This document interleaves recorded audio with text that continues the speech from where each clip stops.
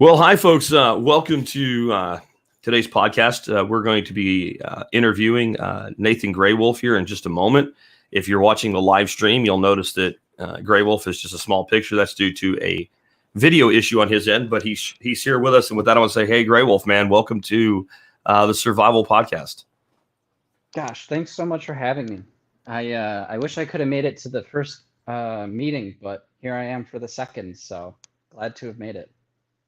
Yeah, I had Tony on not quite a year ago. I said that during my intro segment for the audio side of the show. And I was really excited to have you this time around, get a bit of a different perspective. Of course, you're working with Polarity.exchange. It's my favorite DEX out there, Decentralized Exchange. We'll talk about that some today, but we're going to also talk about kind of the overall crypto space more than anything else. Can we start on that? How did you personally get involved with cryptocurrency and blockchain?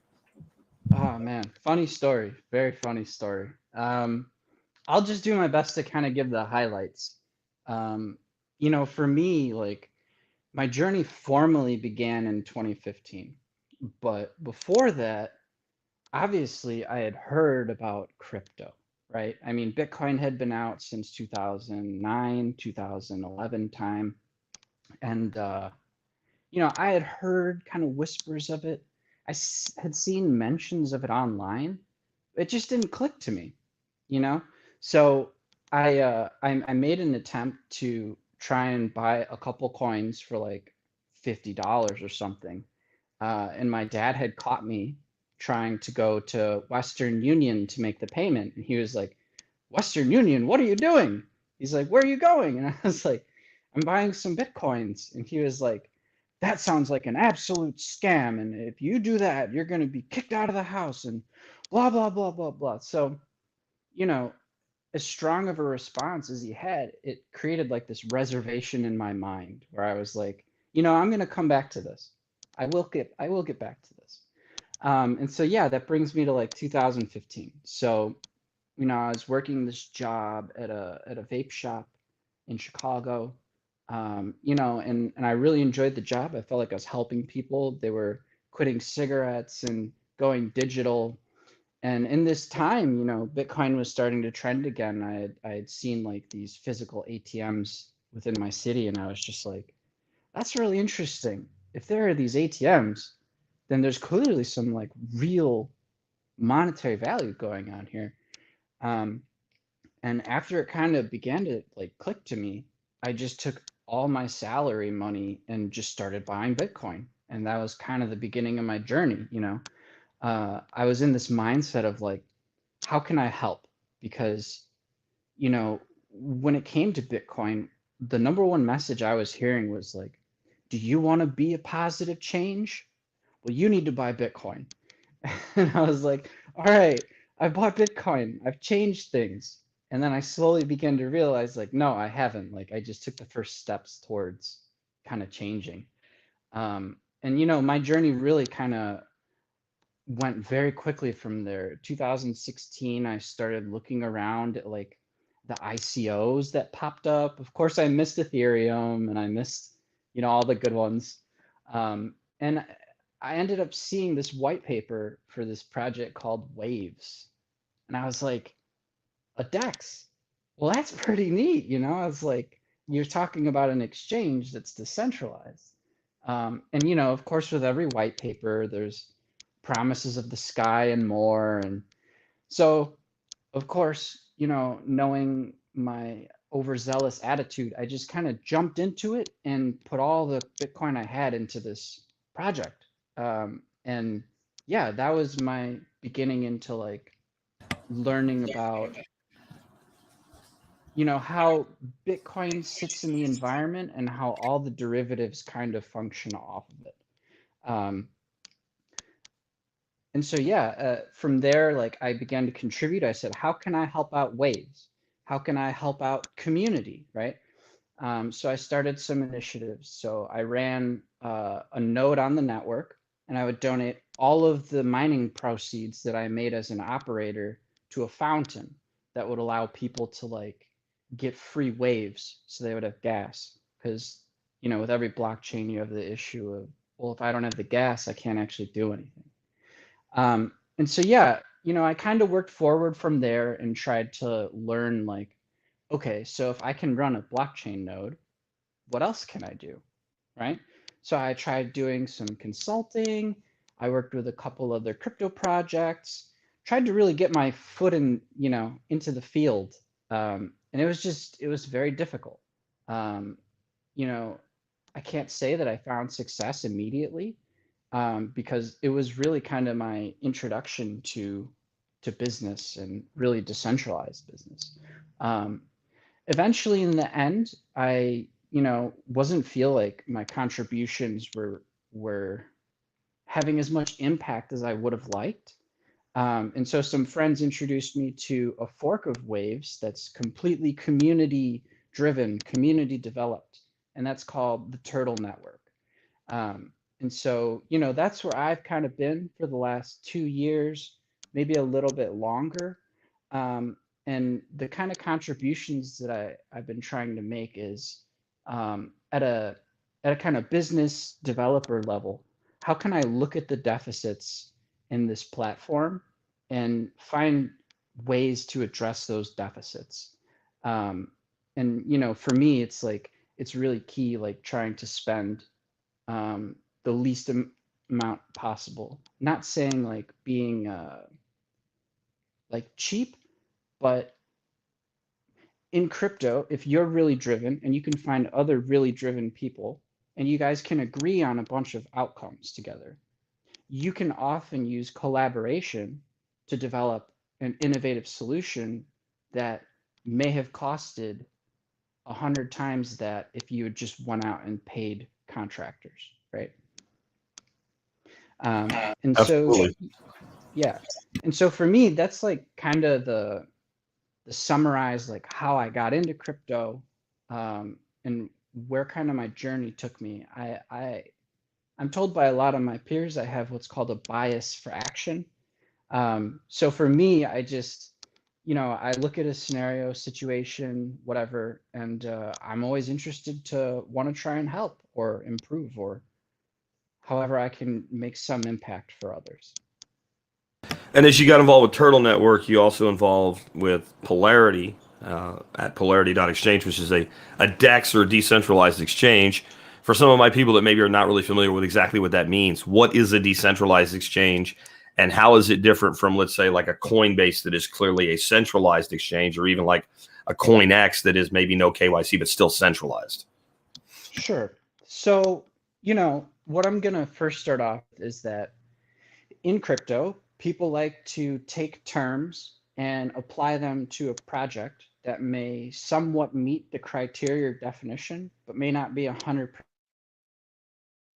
Is a lot of projects who will use a title and it may be a little bit different from what the standard is. So to just explain, a decentralized exchange, um, it basically is a way for two peers to exchange cryptocurrency directly between each other without having a centralized custodian. So in the case of Coinbase, when you deposit some Bitcoin into your Coinbase account, what happens? Well, the deposit address that you sent the Bitcoin to, it's confirmed the money. So what happens is on the Coinbase ledger, which is a central server that they run from a headquarters, it credits your Coinbase ledger with the amount of currency that you deposited. Now, the reason why decentralized exchange is arguably better than centralized is that if there is a failure of operation, so let's discuss some failures of operation. There's security failures, and that's where we're really going to dive into most. Let's say someone hacks Coinbase. What happens to your coins? They can be taken. And there's really, there is repercussion through their FDIC insurance, but if the amount's over 500,000, you're not getting that back. And so when you look at a decentralized exchange, the real key here is that there is no centralized party that can be exploited for the user funds. It's like a user's going to make a trade, and the trade happens from their address to the other address directly. And so that's really why DEX is a special technology in general. So you look at Ethereum. So if I got into Coinbase, maybe I don't get into all of Coinbase, but if I got into Coinbase and got in particular into like their Bitcoin stash or their Cardano stash or whatever, like I can start looting that, and some of that's allocated to you.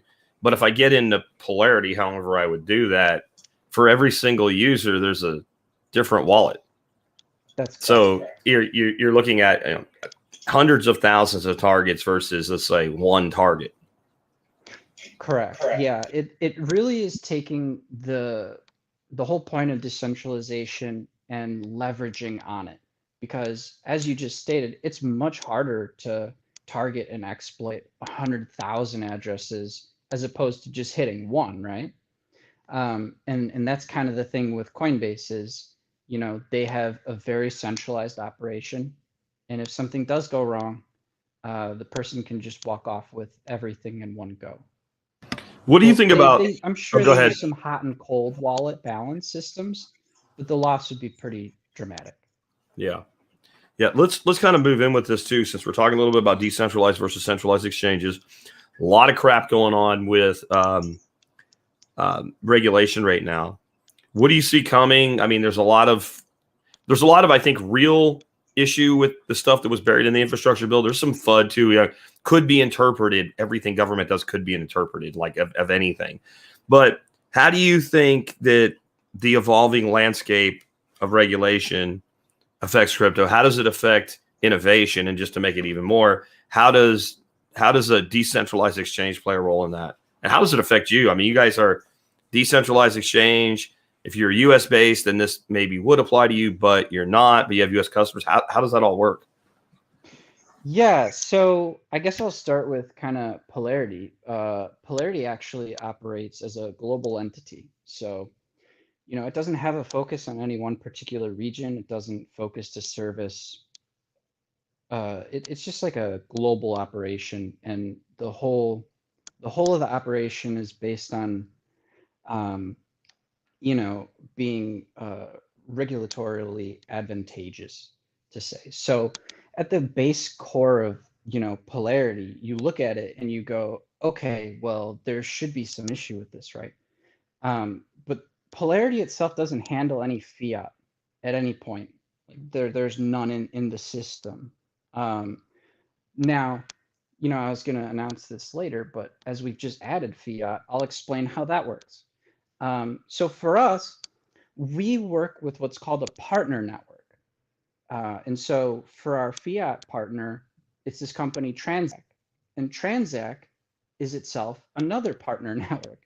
So if you go to deposit or purchase with Polarity, you would click the buy crypto button. And then it's going to open up what's called an iframe, which passes your connection through to a partner. At that point, you can type in, credit card details, what you want to buy. And basically, they're going to handle all the due diligence. They're going to handle all the legal portions. And they're going to route all the back-end fiat operations according to all the up-to-date banking laws, FATF, and all that stuff. So when it comes to Polarity, it's kind of like a cake, right? So you have the base layer of operation, which is just crypto to crypto.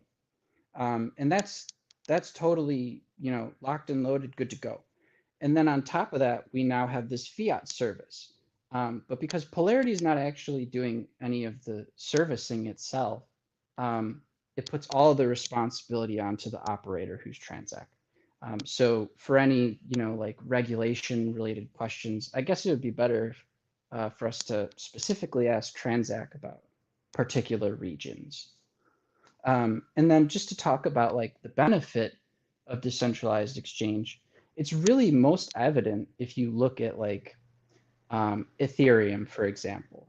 If you look at the breakup of all the volumes over the last 2 years, the volume of decentralized exchange has gone up over 100 times, and it's constantly accelerating. So over the years, how I foresee things happening is that you have two halves of crypto. The first half is like regulated, right? So it's like the Coinbases, the Krakens, XYZs. And then you have the other half of crypto, which is people just using Uniswap, people just using Polarity, people just using DEXs. And when they want to come off board, they have to go to this other set of networks, basically. I don't particularly think that's going to change. Polarity is very closely surveying the situation to see if we can't find an offboarding solution that doesn't involve those parties. But that's going to be a rolling development because, as we've kind of touched on, like, regulations are constantly changing. They're very difficult, and they're all operating off of these, lines in the sand model. So there's no kind of carte blanche approach you can take. Gotcha. What do you think excites you the most right now in the crypto space as a whole? Like, what's the most exciting thing that's going on? Definitely the innovation. I mean, every day I wake up, I find something impressive on Twitter.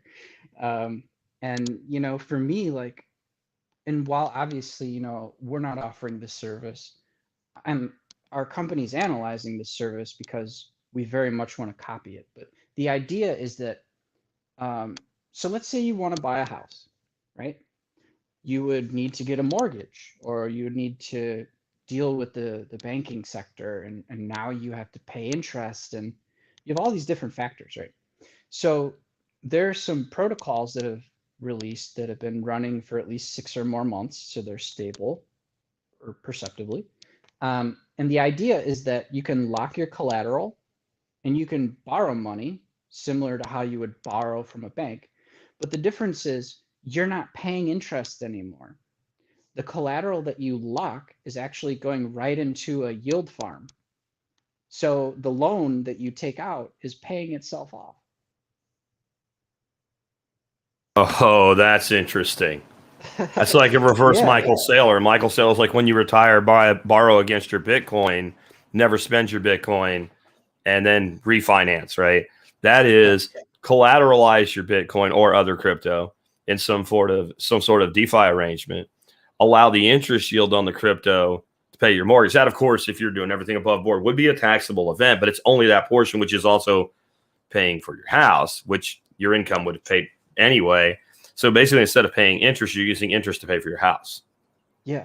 You got to have a pretty big stack to do that, but it's definitely doable. I mean, just for people, I know a little bit about yield farming. A lot of people don't. What kind of interest could a person expect in that situation to be, I know it moves, but a base value?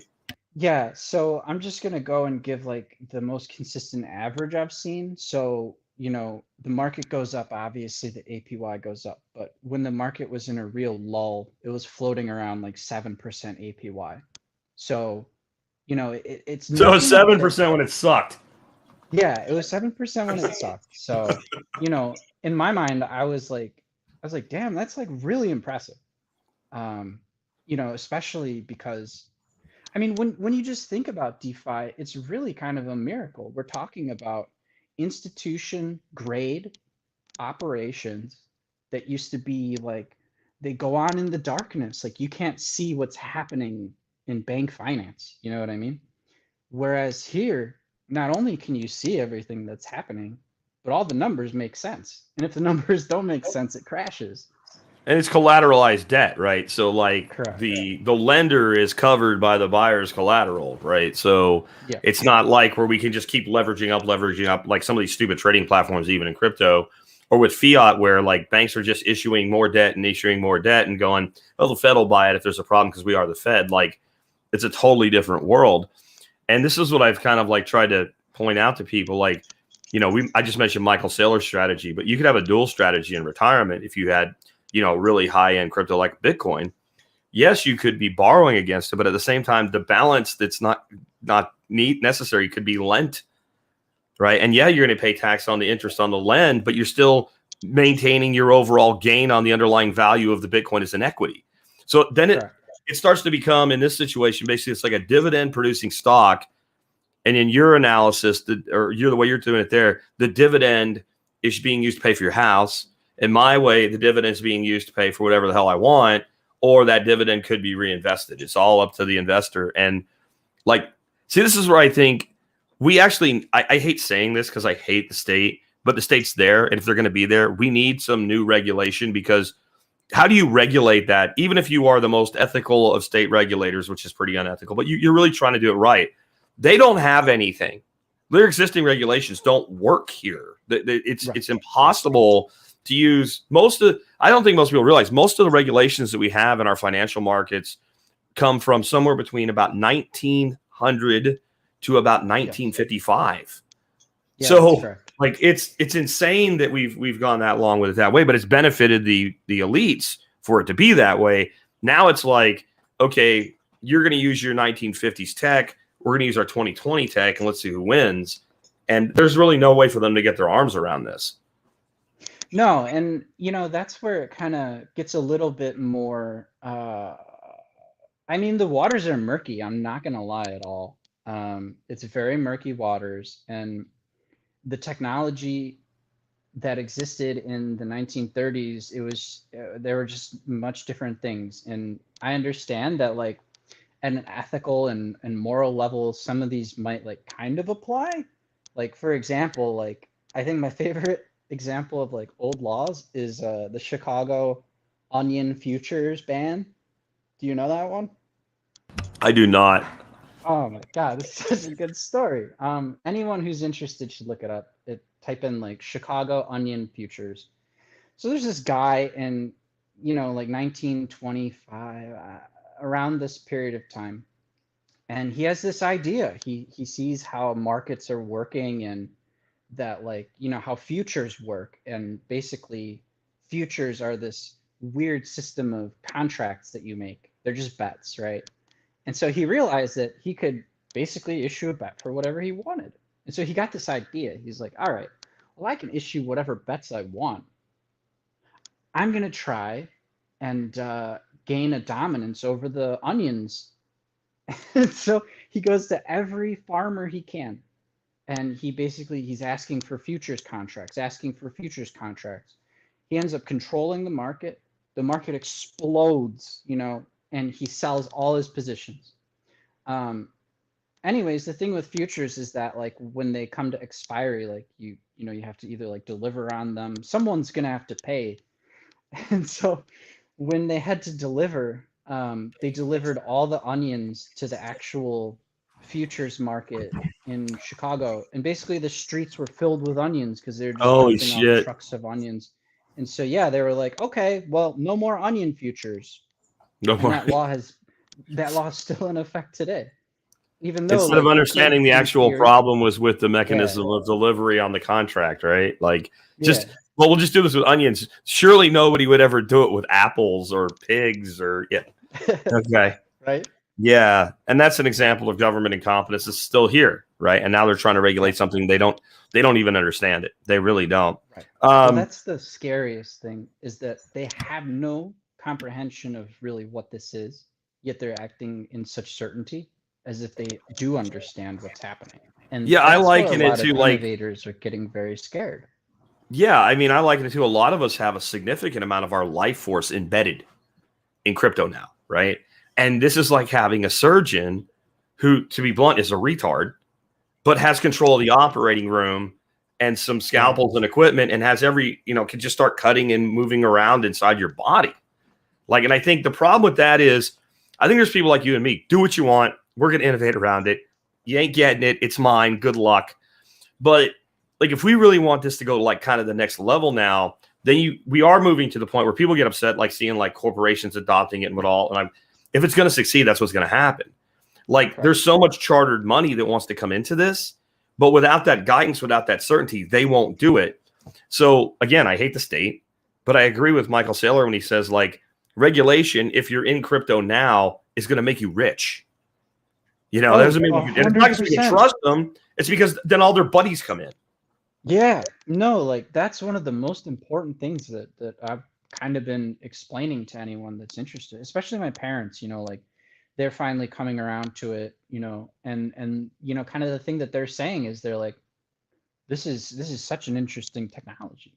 And you know, I'm just trying to explain to them that at the end of the day, like, the more regulation that comes, like, the better. Um, People really don't understand this. And coming from someone like me, people are probably very surprised hearing that. But people don't understand that regulation can be positive if it's crafted in a positive way, right? What you see coming in now with the laws being pushed is it's those crooked people who are being paid lots of money by people to write what they're being told to write down and just vote it in. Um, and you know, that's the issue is basically for crypto to go to the next level, right? Sailor, um, Barry Silbert, uh, Galaxy Fund, Novogratz, right? All these guys need to team up. All these guys need to say, all right, now we need to buy lobbyists. Now we need to push policy. We need to make this favorable for all of our industry friends. And this way we can all buy in. And so one of the things you're starting to see is like with the ProShares ETF, right? That's a great example of something that's tremendously positive for cryptocurrency, because if you have a 401k, which is something that normally, you know, oh, it's a tax-free vehicle. Oh, but you can't buy crypto because that's not a security.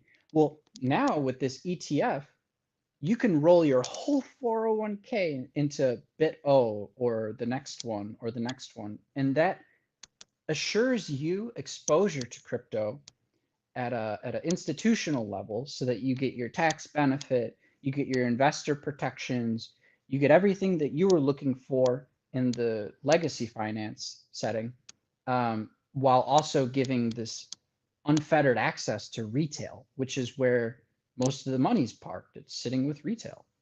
Yeah, and I think the bigger news will be when we finally get a spot ETF. Like a lot of people are leery on futures, and they should be because it's not the same as just buying Bitcoin. That's another issue where people are like, why they do. I think they did it for two reasons. One, because they can, with that much money in a short and long sales position added to the existing Bitcoin futures market, and they can do a lot of playing and manipulation of price for a time. And I personally think there's a lot of really rich people that are like, damn it, now I know this is going to happen. I should have. And if they can drive things down for a while to get their piece because they got front run, they'll do it. But the other side is we're back to those regulations. Like they don't really know how to regulate a spot ETF for Bitcoin. I think it's an excuse, but I also think it's true at the same time. Like futures are so well defined that you're not regulating a Bitcoin futures ETF as a crypto ETF. You're regulating it as a futures ETF. You move into spot, basically it's like SLV for silver, right? And how do you like what? And you and I would just go, well, duh, just do it the same way. But you know, in government, every T has to be crossed, everything, and every dummy in the chain has to be able to look at their little piece that tells them what to do. It doesn't exist right now. Correct.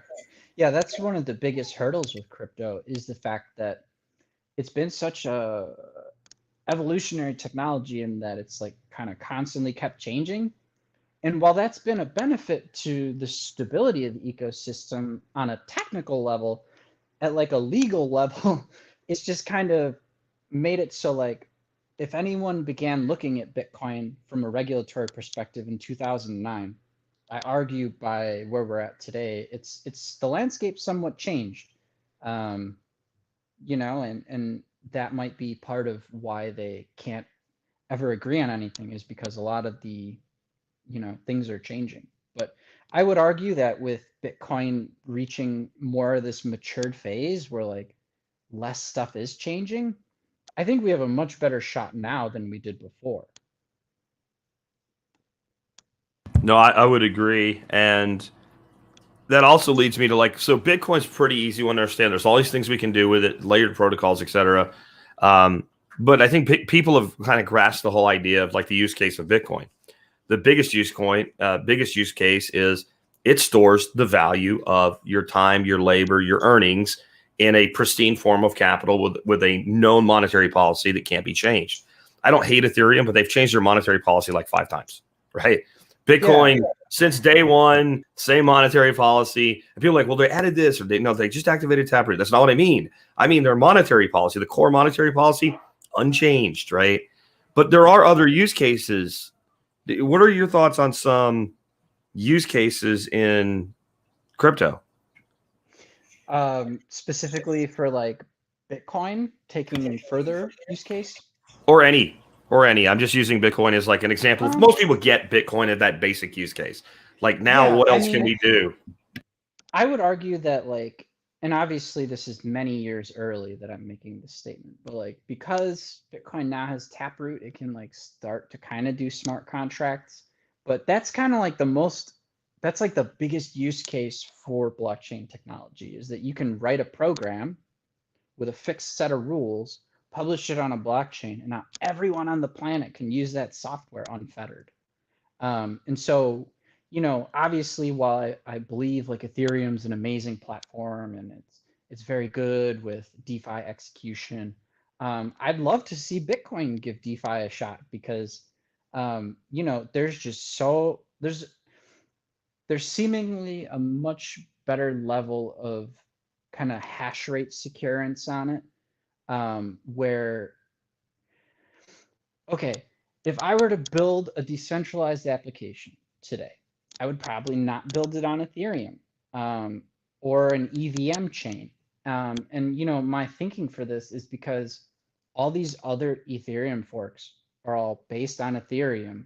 And if Ethereum doesn't scale, none of the others are going to scale adequately either, is my opinion. And of course, people have the argument, oh, F2 is coming, F2 is coming. Yeah, I mean, I looked at the F2 network and you can only issue send transactions. That's it. You can't do smart contracts. Like 6 months ago, they had an issue where the chain was splitting because the nodes couldn't keep a synchronized time with each other. I'm like, yeah, I don't know that F2 is coming, anytime soon with any level of reliability. So I'm super interested to see what Bitcoin can do. And there are just like a lot of other technologies that are really kind of trying to push the envelope. Like, I'm not sure if you've looked into Cosmos too much, but that's a fascinating project. Yeah, there's two I'm kind of really interested in as those, alternative projects. One is Cosmos, which is like everything Ethereum is trying to become, and it's already here. And then one that I think has some more specialized applications is Algorand. Those two I find very interesting, and I find some very interesting use case scenarios in them. Like, Algorand basically helping El Salvador build a public records blockchain. So if you think about public records, I don't need to prevent you from finding out the information in public records. They're public. What I need to secure is your ability not to alter them. And if you start looking at that, like if we start building public records blockchains using maybe some of these alts, and maybe they're better, at least now, than doing it with some, and I don't even know why you would need a Bitcoin for something like that. It's not really a monetary transaction, right? You need a monetary value to provide. Both of those are proof of stake, and we'll get into that in a bit. So some sort of reward for the people that provide the security, but it's not like trying to secure $1 trillion. Like $1 trillion requires Bitcoin level security. Like it's making sure that Bill's car is Bill's car, right? And if you do that, then if it's Bill's house and you buy Bill's house, that $2,200 you paid the title company for a title search the last time you bought a house, guess what? We don't need that anymore. And so I think use case in blockchain, a lot of it is elimination of people and needless processes that we've had built in. Like if you really do smart contracts, right, you could probably build something that, I don't know, somebody goes out and takes a few different pictures of a house, a satellite overlay, and boom, the smart contract generates a reliable appraisal of value, sends that information over to one of the things you talked about earlier to approve a loan to buy the house. Exactly. Right? And how many jobs are gone? And jobs of people that hold down desks and work 10% of the time they're actually sitting there occupying space. Right. That's an important thing that I wanted to point out is like a lot of people look at this like, oh, it's eliminating jobs. It's a threat. No, it's actually making like life easier for everyone because those people who probably don't care about their job are doing a sloppy job. And when you offload this onto people whose livelihoods are securing this network that runs your software, it's a whole different story. Like you have inherent trust. You don't have to worry if someone's edited the data entry. You can see the history of changes. So you can say, oh, okay, well, the loan office has changed the current appraisal, right? Well, that was an authorized interaction. You don't have to worry about any weird stuff going on. And, that's where blockchain really shines is its transparency. I think if you add to that like something like using NFTs for something that's not stupid, like selling pictures of ducks or something, like all of a sudden we could take like the title to a car and NFT it.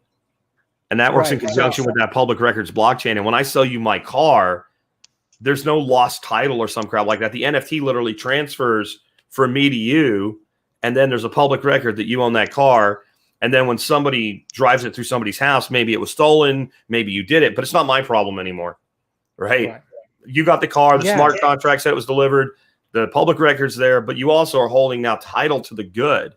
And that's like the case for NFTs that I see is like have it actually attached to something, like not a JPEG that can be, just screen captured, right? I think that whole, Exactly. I'm scared for that area. I think it's going to be like CryptoKitties times 10. Like it'll do good for the space because I don't know how many young people, especially I've heard, get involved because of NFTs.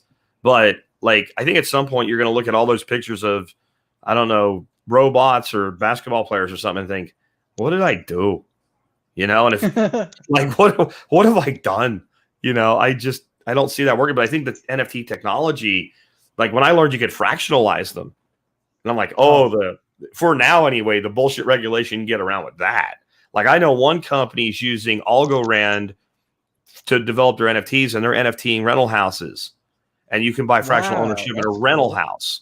That's being done. Yeah. The reason I'm not in on that one is being done in Cincinnati. But like the fact that they did it, and like the Alphabet agency didn't kick the door in and send them off to Club Fed, like that means you can do it. And I think one of the ways they did it is they didn't raise the money and then buy the house. They bought the house and then fractionalized the house with NFTs. Right. That's totally Yeah. different than pre-raising the capital, right? So it Right. looks like they did You it always legally and smart. But like you start looking at that and go, well, what can't you do? I mean, have you ever seen like veterans memorials, right? And they say like you could buy a brick and you can inscribe it, your message on that brick, like dedicated to a soldier from your life, whatever. And they raise funds for the Veterans Memorial by selling bricks on the walk that goes up to it. Like, great idea. Like, think what NFTs could do with that. Like, I could see instead of having wasted money on marble, like this screen that just scrolls through the people that help make it happen, right? Now we've digitized the result with a claim to it. And like, then where does that go? I think what people aren't realizing is we're taking a lot of things that had weight and we're making them weightless. And like the number one thing we've done with Bitcoin is gold. Like we've basically reduced gold to photons, and now it can go anywhere. And then anything that is tied to it can go anywhere, if that makes sense. Oh, 100%. We killed the gravity well, is what I'm saying. There's no gravity well, right? Like, it's like taking off from the moon's easy. Taking off from Earth is hard. Like we made everything like taking off from the moon. Oh yeah, we have a tremendous place to jump off from. And speaking on NFTs, some like other applications, I think that it has a really interesting space for like licensing and royalties. So like so I don't even want to talk about the JPEGs. I saw this really cool project, and it was, so first of all, let me say that it was either Aphex Twin or another one of these really intense fringe kind of electronic artists. They released an album in the format of an NFT. And what kind of blew my mind was like, okay, right. So one person purchased this record, right? And so now one person has these tracks. What about everyone else? Well, the idea is that if you would like a copy of this record, you can order a physical copy. But when you purchase it, you have to purchase it using F, and 50% goes to the owner of the album and 50% goes to the artist. And it's like a smart contract, so it's guaranteed that those two parties have that delivery. Um, and yeah, I think that's where like it could become very interesting for media is that you turn the artist and the purchaser, or sorry, the artist and the owner into like their own record label, right? Like they become Yeah. the issuer of content. Yeah, I mean, I watch some of these guys that make music on YouTube, right? And they don't have a label or anything, but they have 50,000, 500,000 or more followers. And they're putting out like a song a week. And I see them wanting to release like a digital EP and then being able to go, I'm going to sell 1,000 shares in the cover song of this EP in NFTs. And then, maybe that's pretty affordable, but that gets all the production done. Then that goes out into the ecosystem and it goes on, gets sold on iTunes or whatever. Like it goes however it goes. But then those 1,000 fans that each bought an NFT have a little piece of the royalty of that song. Exactly. Well, who do you think is going to share your song more? The guy that heard it and thought it was cool, or the guy that owns a piece of it? Right? Exactly. He's gonna push that like crack in a crack neighborhood, man. He's gonna be like, you got to listen to this, and he's gonna tell his buddies, I own a piece of that, right? And that story Yeah. itself is viral. When I heard about how that was being done in music, I was like, we could do it with authors. Like imagine like a Kindle store, but it's not on Amazon because Jeff Bezos, you're not allowed to do this. It's my idea, right? Like have like an app driven ebook store, and when you buy a book, let's say I buy GrayWolf's book on cryptocurrency and I read it and I'm like, that was great. I really don't want to keep it in my library. I can offer it for resale. And both I and you we split that resale. And then Right. and then maybe that sells for less than retail, but there's only as many of those available as are actually available because it's NFT. Right. And then that goes on forever. Like you've sold off your copy of the book, but then the next time it resells, I and that next person or you and that next person split that. And, that could run on infinitum. And like, if you're an author, how much better is that than the deal you get right now? Set and control your own price, define. And when you bought the book, resale value is, and you get, 30%. It's still a better deal for you. You can't do that on Kindle. Yeah, exactly. I can't specifically speak too much to like what it's like publishing like books, but all I know is from the industry of creatives that usually they get about 10% of the profits. Yeah, it's not a lot. And that, the aggregated service could be fully decentralized. It could be making a point. It could make 1 point off this, right? Like it would have very low overhead. And then your author is getting the majority, your creator is getting the majority of the money. You could do it with anything that's a creative, electronically deliverable good. But the easy one, right? We're going to make a red square and sell it for $500. But anyway, we're talking right now about all these things, and none of these things really require like a high level of privacy. In fact, some of them, like, you don't really want like if you have a public records blockchain, it's public. You don't want it private. If we use crypto to build some sort of a like a social media site, we don't want it private. It's public. It's for the people to see. But how do you feel about privacy as a whole and things like privacy coins and maybe the effect of things like Taproot on Lightning and the privacy it brings to even Bitcoin? So I'm just gonna start off by kind of stating where I stand on privacy. I think it's a God-given right, first of all. And there are mentions in like the Constitution to like people being able to remain private, and it's kind of like a right of theirs.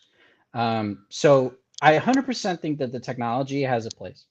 And to kind of talk about use case to show that like I really do believe wholeheartedly in like technology first approaches. I think like privacy coins would work amazing, even more so than Ethereum or Bitcoin for public authentication systems. So for example, say you work at a very important high level company and you need to, let's just say it's an intelligence agency, right? You're the highest level of information and you need 100% to be in a spot where you're not leaving a trace because this is very important stuff. So if you're this intelligence entity and you wanted to improve the physical security of your actual site, your on-site place, what you would do is you would integrate a Monero server and you would integrate like a key system that would be able to read the encrypted messages. And so if you wanted to enter, for example, a level 5 door, and you're only like level 2, right? You scan the QR code, you send a fraction of the coin with your door pin, and it's going to return, you're just not authorized, like your key's no good. And what this does is it provides a level of obfuscation, so no one can be sniffing the network activity and pick up what's happening, right? So that's the first thing. So they're protected just from like an obfuscation level. And then when it comes to the actual security clearance level, as we know, with a trusted blockchain, you can't mess with it, right? So whatever data keys you program can't be they can't be forged or duplicated. And so, you know, while that is kind of an extreme example, it does show that 100% this technology deserves to be innovated on. It deserves to exist. And there's a need for every person, regardless of your kind of stature or where you belong on the kind of hierarchy of things.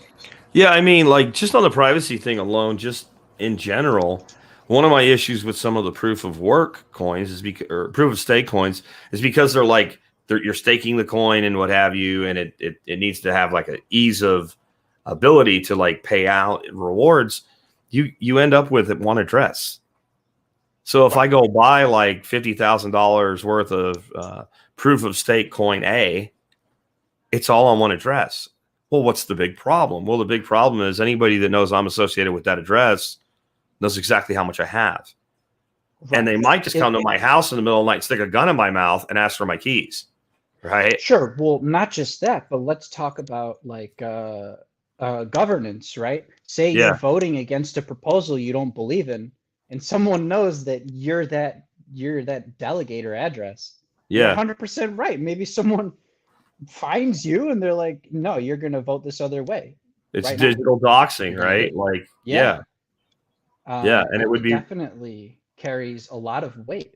And so, you know, when it comes to like how like you should best utilize blockchain technology, and obviously this is just my opinion and stuff, but like if you believe that you have a lot of funds or you're going to become a person of interest or something, the best strategy is to use the public blockchains for interactions. So like NFTs or getting a loan or something like this. And then if you actually want to like store wealth, you probably want to keep it in a privacy coin. And obviously I'm not here to kind of blast out like, oh, you should buy this. But for example, like Haven Protocol is a fork of Monero. And it's not just a coin, it evolved into a platform. So you can burn your Haven for XBTC or XUSD or XGBP. And then at any time you can burn those back for the original asset, right? At whatever the network conversion rate is. And so, you know, I think that would be kind of like the ideal outcome, right? So say you have Bitcoins and you want them to be held, but you don't want anyone to know you have them. You convert them to Haven and burn the Haven, and now you have a Bitcoin that's encapsulated inside the Haven network, which is private, right? It's a privacy wrapped Bitcoin. It's exactly. Like, yeah. It's a privacy wrapped Bitcoin. That's I did not know you could do that. That's awesome. And then way lower level, less nefarious things. Like, let's say you're a company and you take Bitcoin, and you have competitors that sell in your space, and you think, but I'm smart. What I do is I make sure that all my Bitcoin goes to a different address. So every time there's a transaction, a new address is generated. But a lot of people then will say, well, you know, so I don't want to have 500,000 public and private keys. And then later on, that's then moved to maybe an address or a group of addresses. Well, a little bit of time with a little bit of analysis on a blockchain, then I can see like, well, these are probably your 3 like holding addresses, and I can see all the transactions related to them. Little analysis from there. Gee, I know exactly what you're selling, when you're selling it, how often you're selling it, what your best selling products are. Like, unless you're like the 1999 store, everything costs the same price. I can literally figure out what you're selling. And the competitive research I can do with somebody doing a lot of Bitcoin transactions. And that's not hiding from the alphabet agencies or whatever. That's just like, I don't want like my output from my point of sale software going to my competitor. No, I Essentially, mean if you're it's not like the using McDonald's privacy at secret all, that's, sauce. if you, if you're not using some level of privacy with crypto and you're selling to the public, maybe your competitors aren't this smart, but sooner or later somebody, somewhere is going to invent like some sniffer software that's going to make it where anybody can do it. And you'll be literally people selling it. I guarantee you, like when SEO started and people really started to understand it, it wasn't long before there were packages you could buy that literally you stuck in your 5 biggest competitors that were doing well, and it told you everything they were doing. Like if you don't think that's going to happen, Yeah. it probably already exists. I just Well, haven't looked for it. I actually want to talk about something because it's kind of related and kind of security related and all these things. So, speaking of like being victimized from your actions having used a public blockchain, I just want to talk about something that happened like a week or two ago on Twitter. I was following this group of Twitter people who are, I guess they're influencers, you want to call them that, right? They were targeted by a scammer, and the scammer basically looked at all the projects they were in, and basically said like, okay, so they like this kind of project, they like this kind of project. They created a scam project that combined all of those elements, targeted them and all their friends on Twitter, and said, oh, you got to buy in, you got to buy in, you got to get in, the pre-sale is starting. Anyways, they ran off with like $5 to $15 million,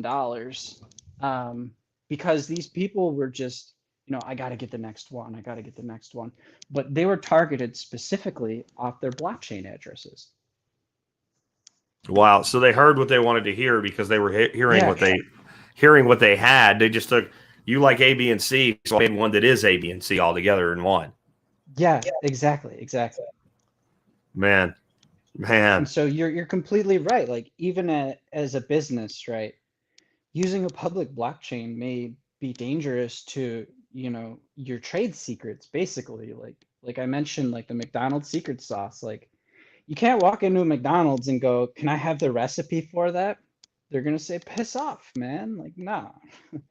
And so yeah, when you use like Ethereum and you run strategies, for example, everyone's watching your strategy, and now you're a target to be front run, or someone's gonna play counter to you with more money. It's pretty wild when you look at like public chains and private chains.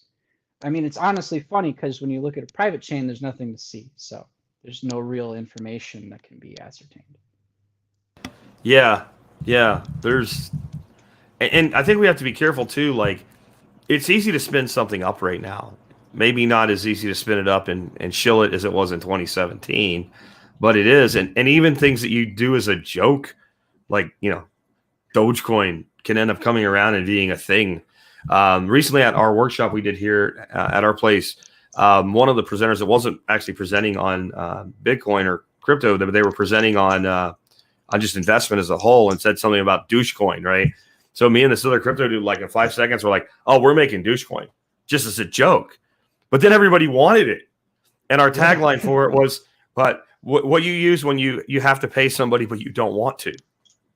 Right. And we're like, so we're making Douchecoin, and like we'll do it as a joke. We'll throw it out there, let people play with it or whatever. But like you can spin something up and make it everything people want it to be long before you made it actually do anything. And people really need to be careful. I try to steer people away from, hey, this is the next great thing. Like it has to have a use case scenario to me. Like, what does it do that's not already being done, or how does it do it better? And what is the probability it will ever execute that?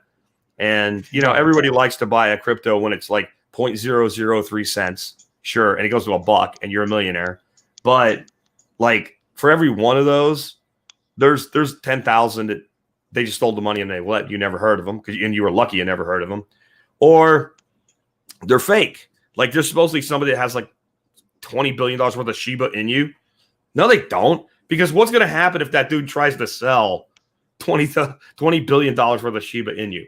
Yeah. Like you see what I mean? Like if it can't actually be sold, it doesn't actually matter. Maybe he can get out with a couple $1 million before he crashes it. Yeah, no, and that's very interesting. Very interesting point is like people don't really understand the relationship between like liquidity and trade volume. and market cap. Like that's one thing that they still don't get. Give me start on that. I think Oftentimes, we need to reevaluate how we rank cryptos as like the number one, number two, because we do it by market cap. It's freaking stupid. Number three's Tether. Of course it is. Everything trades in and out of it. Is it a good investment? Yeah. It's not a good investment. We all know it's going to stay worth $1 unless it falls apart, right? So it doesn't make it the best crypto to use. It's just market cap. It's how many units exist and how many hands, right? Like it's dumb. It's dumb. We need something like trading volume and some market cap multiplier and some liquidity. Like the top 10 would look totally different if we had that. I agree. Except the one that's on the top. Yeah. I personally think that like the measurement should be some formula that takes into consideration how much volume there is, how much liquidity there is, like the plus or minus 5 to 10%. And it should create like a score out of 100 based on like the liquidity conditions, because that's going to determine if you can actually get in or out, is like how many are in the pool or in the market itself. How do you feel about proof of work versus proof of stake? I go in and out on this one. I think like the most secure network the humans have ever built, ever, and I'm including not private, but secure. I'm including the CIA's crap, is the Bitcoin network. It's the most, and it's because it's proof of work, because it's valuable, and because all of those machines everybody whines about are worrying every day one primary thing: security. You say it's not for prevent counterfeiting, security. You say it's so somebody can't steal my stuff, security. You say so the transaction goes through, security, right? And I don't think proof of stake can ever be as secure as a well-run proof of work network, but I don't know that it doesn't mean it doesn't have some pretty cool applications. Yeah, no, the biggest issue with a proof of stake network, no matter how you slice it, is the distribution of assets. Because if there's no work being proved, right? I mean, it's just like, okay, well, this project could turn out really well, or some really big whales might jump in and now they took advantage, right? So I think it's really hard to say like one is better than the other. I don't believe that at all. I think that for sure Bitcoin has a dollar value indication that is so many multiples higher than every other coin in existence for a good reason. When it comes to proof of stake, I honestly think it's much more experimental. That doesn't mean it's not good. Let's be very clear. Proof of stake is better for the environment. That's a fact. There's just not excessive heat being generated. There's not excessive electricity being utilized, right? Second to that, I think that the finality times are much more interesting. Let's refer to Cosmos, which you already know a bit about. The blocks are 6 seconds apiece. You know what I mean? Like that is fast. Bitcoin's never going to be able to compete at 6 seconds per block, right? I mean, so not natively, right? Not natively across Lightning, sure, right? Yeah, sure. And there are always ways that we can leverage new platforms or new layers. And the way I've been explaining Lightning, I think makes sense to people. Lightning's a proof of stake network. It uses Bitcoin as a staking mechanism. Like, and then people, whoa, because now you have that pristine capital on one side, and then you have the speed and ease of use on the other. I guess my thing with like transaction speeds, if we're talking about like records or something like that, where maybe we need to move a large volume of stuff, like a public records application or maybe a private one for like medical records, maybe it matters. But unless they're going to make cryptocurrency into currency devoid of capital gains taxes when I spend it, it's never going to matter. No one's going to spend it. And I don't mean won't spend it at all. I sell stuff for Bitcoin. I get Bitcoin, weekly. Not really, but I do. But you're not going to have people like paying all their bills and stuff in Bitcoin in mass if you have to keep track of all that accounting. Like, so unless we can solve that, I don't know that it matters as much as everybody has made it out to, because when people are like, well, this is faster than Bitcoin, so is Litecoin. It's like a second real crypto ever made. Yeah, it's better money, but does it matter? I don't know that it does. Oh, well, it depends on the use case. So for someone like me who's like I'm a smart contract junkie. I love smart contracts. I love fast execution, right? So from a side of like utilitarian, I do see the use case for this. For example, like say that I want to run a profit-driven strategy that does basically micro trading on my network. I'm gonna want it to be low latency. I'm gonna want it to be instant finality. Um, and I'm not going to want to have to worry about having to pay more gas over time. And That's so an yeah, that's I an mean, interesting application. That makes sense. yeah, and so obviously you have people who are just, oh, it's faster, it's better. But at the end of the day, the only way blockchain is going to grow from here in value is by what people do with it next. They have to actually continue innovating for it to continue gaining value. That's my strict belief. You can't just have these systems run off of speculation forever. The ones that do go to zero, we've seen this before, right? If there's no substance to a system, there's no reason it should stick around. Yeah, we're going to see a lot more of those, I think, in the future. I mean, when we were getting toward the end of that 2017, 2018 cycle, I was like, guys, you gotta back out of this stuff. Like you're gonna. I said a bloodbath was coming. When I looked in every coin, from good legit project to shit coin, literally had the same graph. I was like, this is going to be bad, and I don't know if it'll ever be that bad again. But I think right now there's something like 12,000 plus active cryptos that are actually traded in the world. They're not just ones like Douchecoin that we're going to spin up and basically give away, like actually traded tokens. And I can't see the need for that many. And I mean, there is no need for that many. but I think it's good just that they're there, because that's like, I think we're going through like an evolution right now. Like all these microbes showed up in early Earth and started combining and mutating and whatever, and a lot of them went away. But we ended up with this incredible ecosystem from that evolution. I think you're seeing like a techno evolution, and that means like something you're going to look at and go, that thing's going to survive, is going to die, and you're going to look at something and go, that's stupid, and it's going to become dominant. Like you don't know, and so you got to let that competition happen. Just be careful if you're betting on all those microbes. Oh yeah, 100%. I think that also is a really good example because if you were to really compare like crypto to the internet, right? I saw this recently, like it's in like the 1980s or something, right? So this does make sense that all these internet companies are popping up.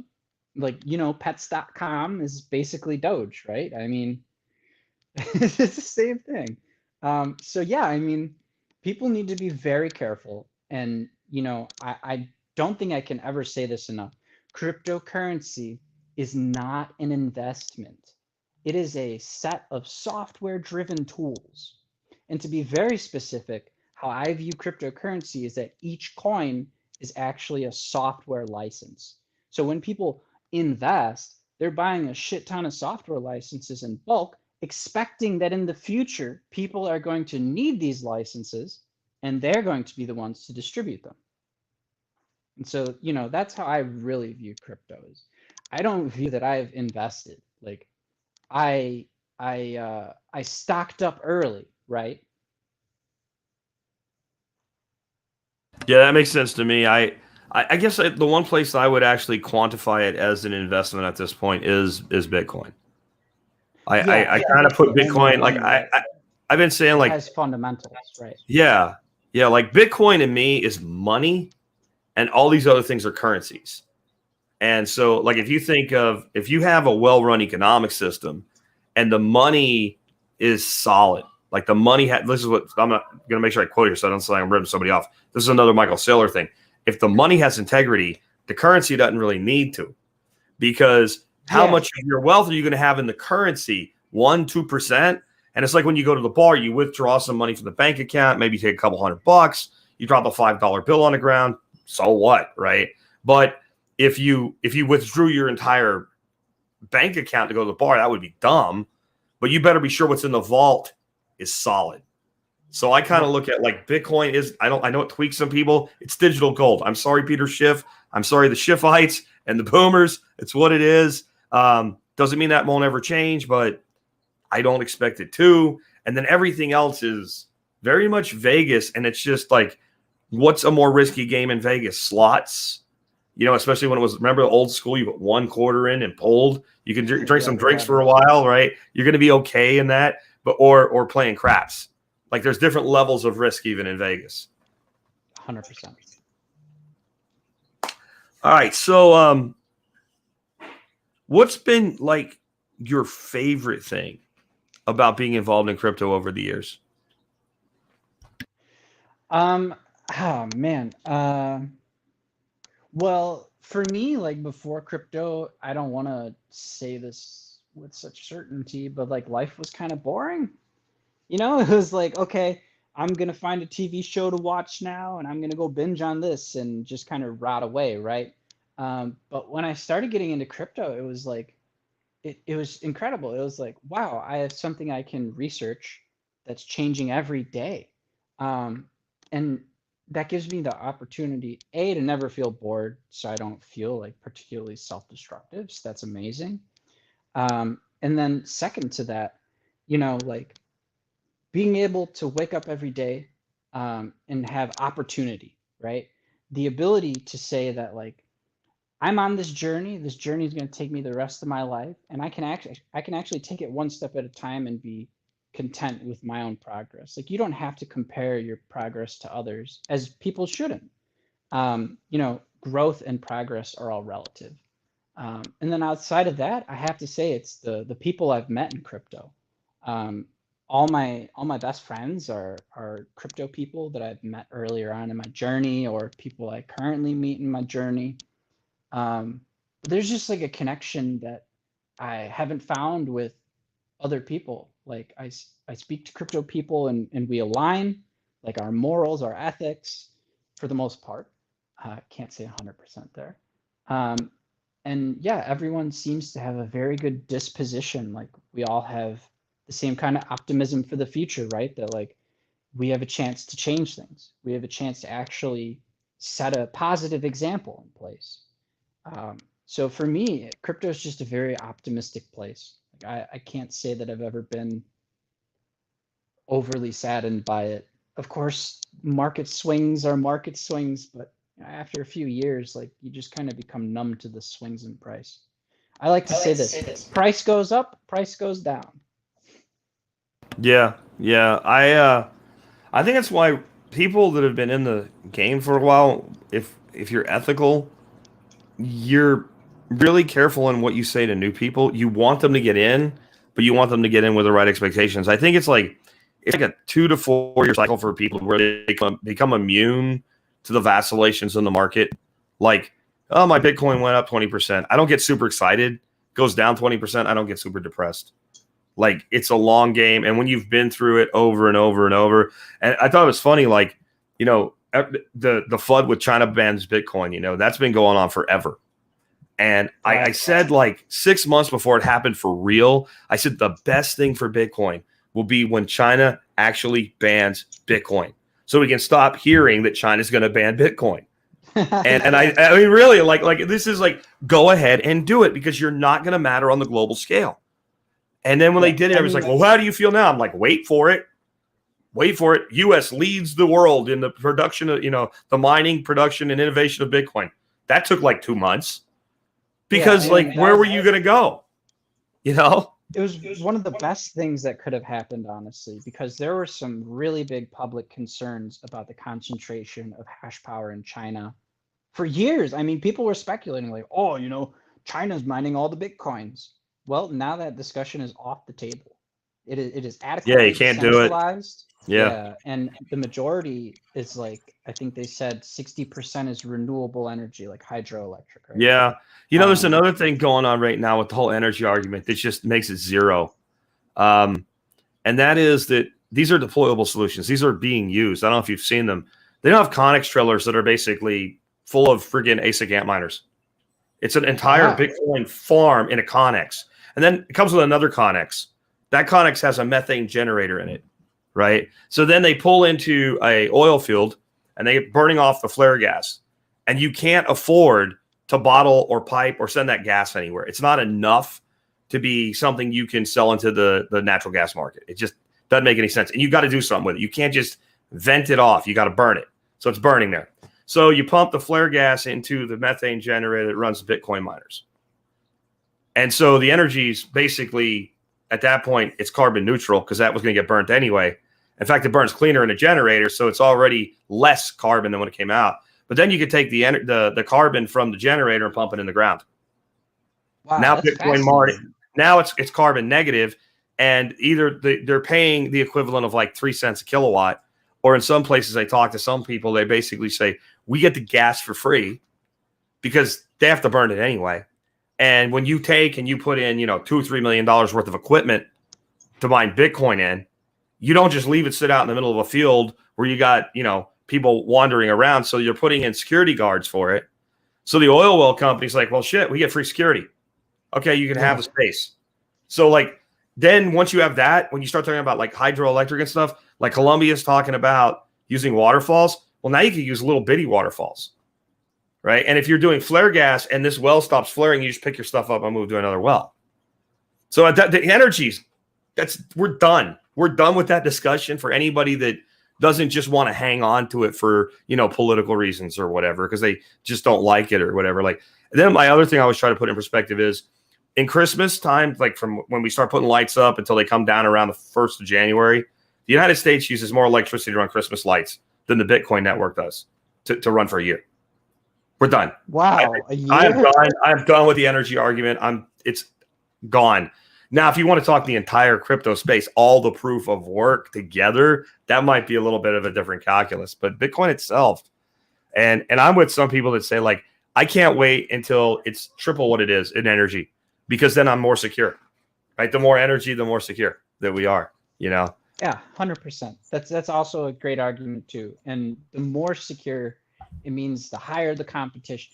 It's a very virtuous cycle, right? So all these factors continuously feed off each other, and in the end, you just get the most strengthened product, right?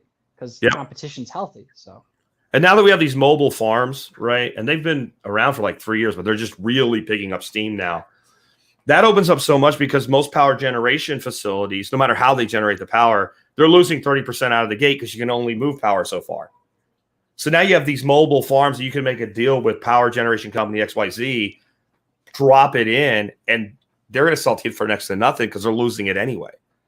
I don't think people understand that. You can't, let's say you generate a megawatt of power and you transmit it 100 miles. A megawatt doesn't come out the other side. There's a loss right up front, and that loss can be harvested. So we're getting into a point now where that energy argument is going to go away. I think it's very exciting because, I have low tolerance for the world's going to melt into a pool and we're all going to drown or whatever. But that argument led to that innovation, and I love how responsive it is. But you kind of hit on it too when you were talking about it from the very beginning about where your focus goes. I think the most exciting thing about cryptocurrency is it's created more savers than I've ever seen in my life. More people that hold on to their wealth than I've ever seen. Less spending, just stupid spending. And especially in the younger cohort, right? Usually you get your 30s and you sit down and go, geez, what have I done? Crap. I need to start saving some money and investing a little bit smarter, right? And when you see a 22-year-old going, I ain't selling that. I don't care it went down. It's in cold storage. You're a 22-year-old, say cold storage. You're like, ooh, I got some goosebumps, man. I'm starting to think about seventh generational thinking now. That's the most exciting thing to me, I think, out of everything. Yeah, it really is, because it really begins to touch on some of the fundamental questions of our society. Currently how economies work is they print money, they pump it out, and they want you to go spend it. Come on, bring the money back, buy stuff.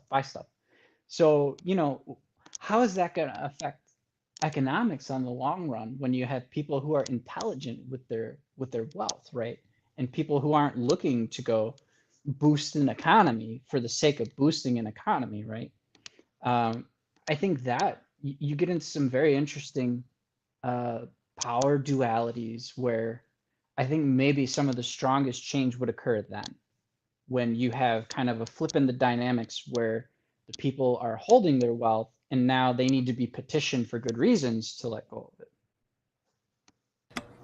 I agree, man. So as we wrap up here today, can you tell us a little bit about polarity? I think we hit on it, but like, how do people find it? How do people use it? And what makes could you hit a little bit on the wallet at polarity? Because I think that's something people need to understand. It is your wallet, you hold the keys, et cetera, compared to a typical exchange.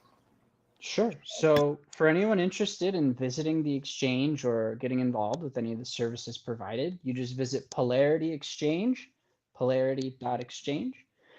And once you're there, basically you have two options. You can create a local account, which is like you have to manage the keys yourself, or you can create a Polarity account.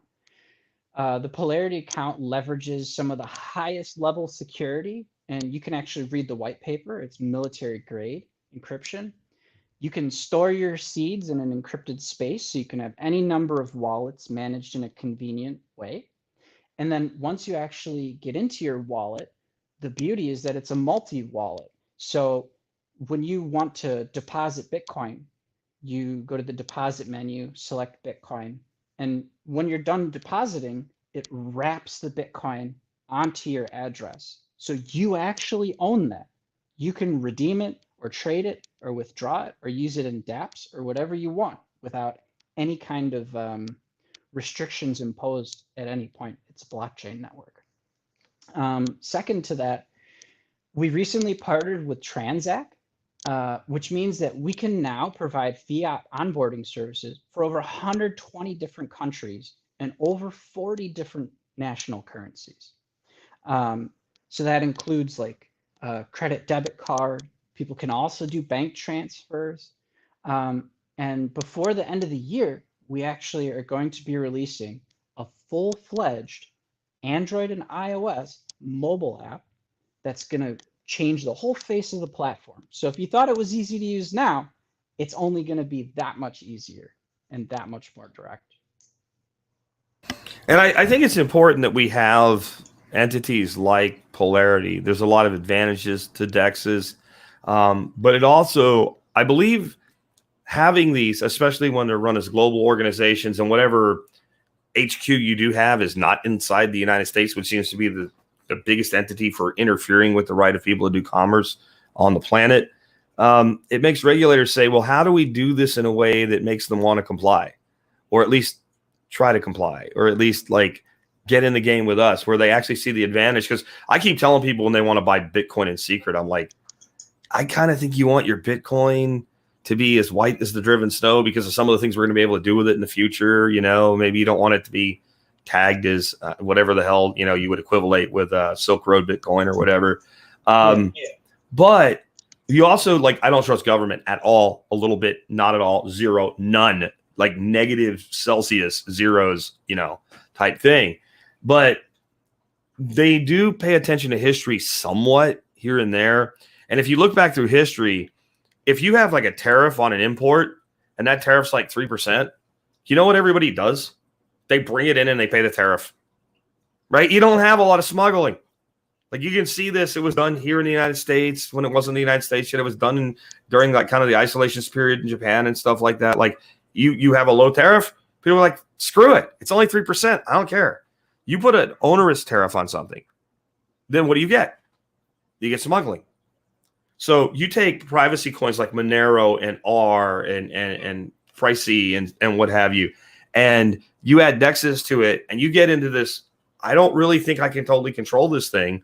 So if I make a regulatory environment that's friendly enough, then most of the activity will go on in my environment because there is some benefit to it.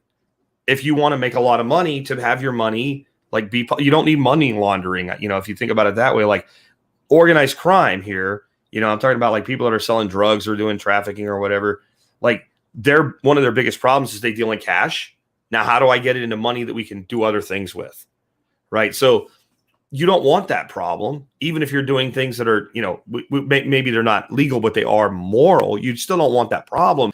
So I think by having this world of, if you got to be blunt, if you're going to fuck around, you're going to find out. Like if you want us to go underground, we can do that shit. I think you're a lot more likely to get a more regulatorily friendly environment. Yeah, no, I think what's going to happen in the end is, like I said, you have these two houses And what's going to happen is they're going to work on arrangements between basically the bridge people walk across. So, at this moment, like when I recommend crypto to people, I always recommend people to be honest. So like if they bought Bitcoin, you should report it. You should pay what you owe, right? I think that if the government is interested in finding a better way to regulate it, I agree with you that if they were to impose some lower tax that was much more reasonable, you would have adoption from almost all of the payment merchants or all the people that were interested parties. But as it stands, the clarification is very poor. And they classify Bitcoin as like a commodity, and so it's subject to wrong or questionably wrong or however people see it. It just needs to be adjusted, right? But I mean, here would be an gonna, idea, and so nobody thinks I've lost my mind and I'm advocating for taxes. They're going to tax us, right? And right now, if I get a half a Bitcoin from GrayWolf and I spend it, and in the hour between when I got it and I spent it, it goes up 5%. I owe capital gains on that 5%. This is insane, and it makes things like having my employer pay me in Bitcoin and paying my electric bill in it an accounting nightmare. And if you want a company to do that, it's a total accounting nightmare. If you annualize this, and you said Bitcoin received and spent within the same tax year is treated as currency, and held Bitcoin is subject to capital gains. You know what? Is it perfect? No. Is it what I would do? No. But is it reasonable for both sides? Yes. Does it solve the problem mostly? Yes. Right? Can we now have a Bitcoin economy and a long-term investment strategy with Bitcoin at the same time? Yes. Does it open up charters upon charters of walls of money to come in? Yes, yes, and yes. Right? Like, and that's like, I'm a redneck hippie duck farmer. Like, this isn't that hard to figure out. I think that like they have to get to the point where they feel bent enough over the barrel that they're like, we gotta make a deal. We got to cut a deal or we're going to lose. And I think that's where things like privacy coins, DEXs, DeFi is pushing the government. They know they have to make a deal. And then their buddies, like you said, their buddies are all jumping into this now. And like, I think that you might find within a year or two, maybe one of the biggest lobbyists on K Street is like the crypto lobby or the Bitcoin lobby. Right. Yeah, I fully expect that in the coming years that all these people you see speaking on CNBC and all the kind of big industry titans, they're all going to be jumping on board, and they're all going to be, well, firstly, they're going to be seated in their positions, right? That's the key. They always take their positions, they do a little bit of FUD, say it's bad, try and get some more, and then they get their friends in. And then once they get their friends in, they open the doors to retail.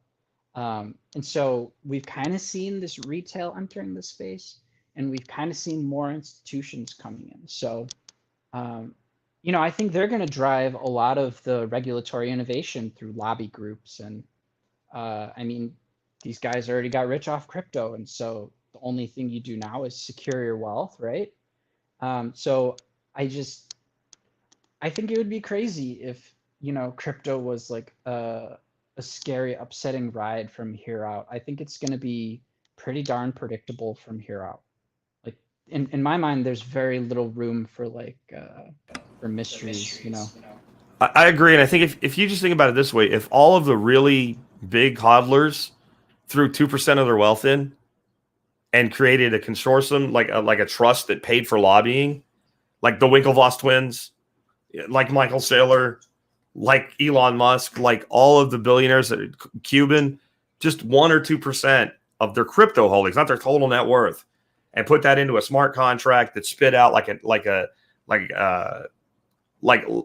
trust to fund lobbying. I mean, you probably, because it sucks that you can buy results in DC, but that's the game, right? That is the game, and the money's there to do it. And I think they just don't want to do it yet because I think they still are getting their buddies in. The exception, I think, is Saylor. Saylor's basically screaming to everybody, buy, buy, buy, buy, buy. Everybody else seems like they pull this little bit of bullshit. And I think it's an interesting progression. Have you noticed this? Like in 2011, 2012, computer nerds argued about Bitcoin and cryptocurrency. By 2013, 2014, is influencers like me arguing about it. And then by like 2017, multimillionaires and VCs were arguing about Bitcoin. And you know who's arguing about Bitcoin today? Billionaires. That's kind of a pattern, right? And I've been big on my audience over the years. Like when you see a pattern, there's a reason you see the pattern. It's because it's there, because we're hardwired to see that pattern. Well, not just we're hardwired to see patterns, but as humans, we are hardwired to act in patterns. We're creatures of habit, right? Yeah, definitely. We got one question here. Do you guys have like a Medium account for Polarity? Oh, we absolutely do have a Medium for Polarity, and it's even got some getting started guides as well. So I'll send that to you over Telegram so you can put it. Yeah, do that, and I'll make sure it gets in the show notes. And then I would tell people Telegram. Polarity is a great Telegram group and channel, and be a great thing to get on if you want to know more about Polarity. Before you go, dude, do you have anything new from Polarity that you want to make sure people know about? Yeah, I just want to reiterate that the fiat is live, and we have an amazing mobile app coming before the end of the year. And yeah, we did our best to simplify the experience when you use it on your phone. It's kind of got this like modern feel to it. We took that even further. So when people boot it up, it should feel like we're aiming to be the best mobile wallet. That's all I can really say. Gotcha. Well, hey, I appreciate you being with us today. Thanks for reaching out, and thanks for spending about an hour and a half with us today, dude. Oh, I'm really pleased to have been able to make it to the show. Thank you so much for having me, and I always look forward to being able to show up on further ones.